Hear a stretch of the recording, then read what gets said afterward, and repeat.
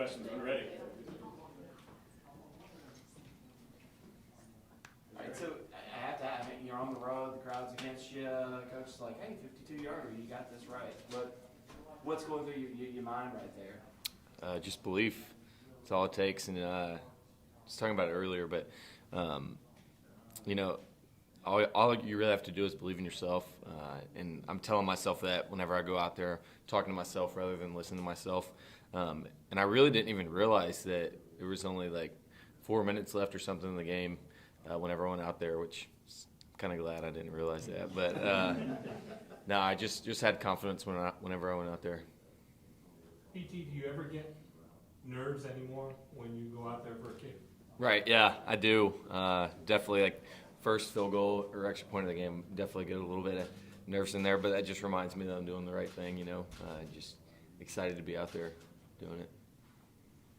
It's kind of the forgotten part of the game a lot of times. We see Arkansas, you know, it hits the top of the goalpost all across the country, man, playing a big part. Do you take pride in the fact that that really isn't an issue for like it's almost automatic, it seems at times? Yeah, no, I try my hardest, and I feel like I've been there when I couldn't really help the team out too much. You know, I've missed some important kicks in my career, and now like it just feels so much better whenever I'm able to make them. So, yeah, I definitely take pride in it.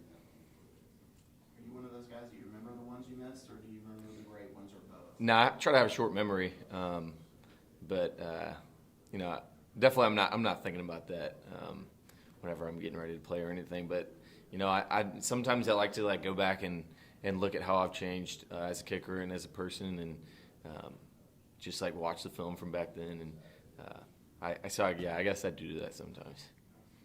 I guess how have you changed, would you say? Yeah, I'd say just the easiest answer I can give you is I know what I'm doing now compared to back then. I was just kicking the ball. Like I've really like broke down what I do and why I do it and what happens when I do it the right way. So I'd say that's the biggest thing. Just trying to kick it as hard as you can. Right. Just hoping it goes in. Dabo calls it booming or whatever. What do you call it? Do what? Is it all the same every short? Oh yeah, no, they're all the same, for sure. Was it a big change for you because you had the same holder and the same long snapper for forever? Right. So this year now you've got two new guys. Is Drew the same as Will? Was it different for you? Was it an adjustment? Yeah, it's definitely different. But me and Drew came in the same year, and so Drew's been doing the backup holding at practice every day for 4 or 5 years now. So I was definitely confident that Drew could get the job done, and then Flo, the snapper. Over the summer, a lot I'd come over here, and it always seemed like Flo would be here snapping. So it just gave me a lot of confidence knowing that he could go out there and get it done, and he's done a great job so far. And Flo's a little different too. He's Right. kind of the funny guy. Right, for sure. Yeah. Does that help, you know, having that unit, somebody to kind of keep things a little bit loose? Right, yeah, it definitely does, and I think that's kind of like we've talked about what we want out of each other, and we just both like smile all the time. We never let the moment get too big for us, like just get nervous or anything like that. So I've really enjoyed that. We just kind of keep each other happy whenever things might be like tough. So we don't know what's going to happen this week. It could be a hurricane, it could be, you know, downpours, it could be sunshine. We don't know. Do you, if you think it's going to rain, do you practice kicking wet balls? Yeah, so they give us wet balls and like just water bottles and pour it all over it. But at the end of the day, you just kick the ball. And you know, to me, it's the same. Obviously, it'll be a little bit heavier, but as long as I make good contact with it, it should go. Talked about when you were younger, just trying to boom the wall. I think you've got more kicks at 40-plus yards than anybody here ever.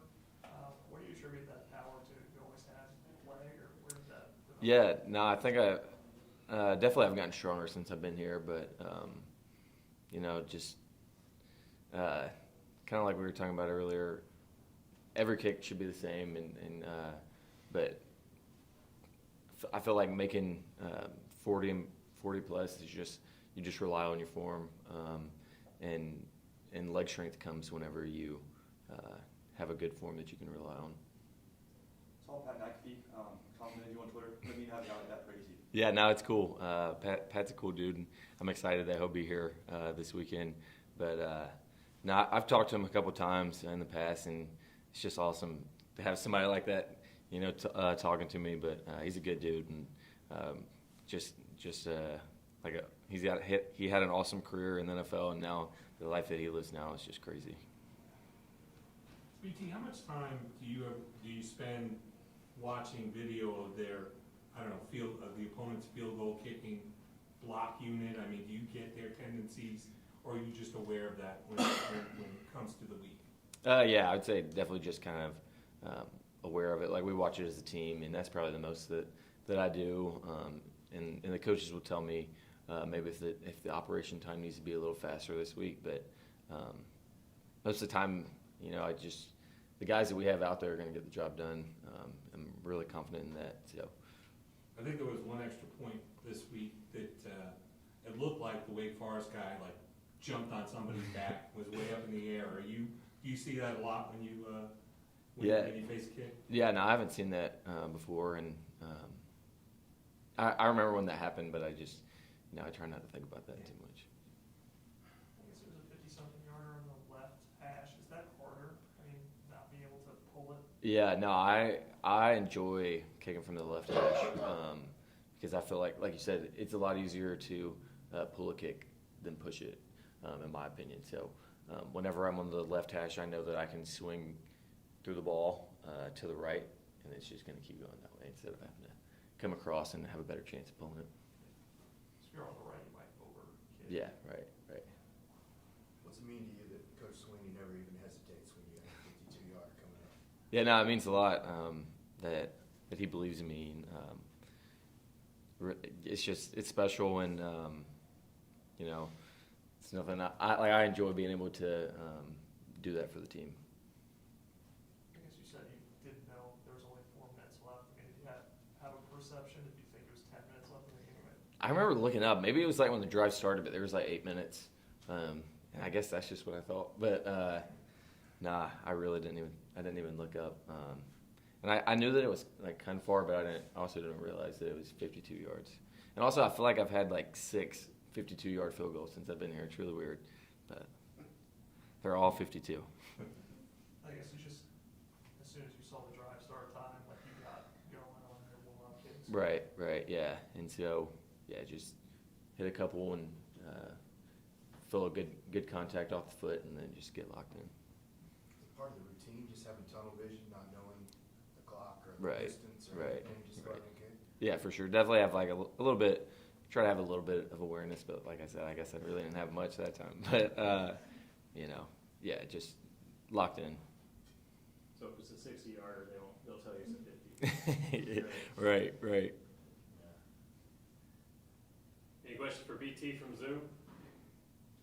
Yeah, hey BT, this is Chapel Bauer of the state. You've obviously been around for a few NC State games at this point. What's kind of just your reflections on that Atlantic Division rivalry, and what's kind of the mindset of the team going into this one, considering obviously they got y'all last year in Raleigh? Yeah, for sure. Yeah, I guess this is my fifth time playing them, or fourth maybe. But just locked in and treat it like any other game. If we beat Clemson, we'll do well. So just excited for that.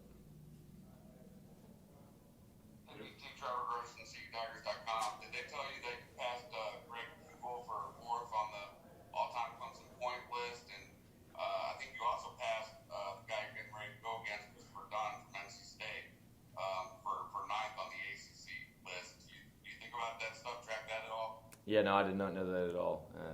That's pretty cool, though. I have to reach out to Greg about that. You keep in touch with them much? Yeah, good bit. Greg was here my first year, and so I learned a lot from him. He's a good friend of mine, and I really enjoy our relationship. Thanks, BT. For sure.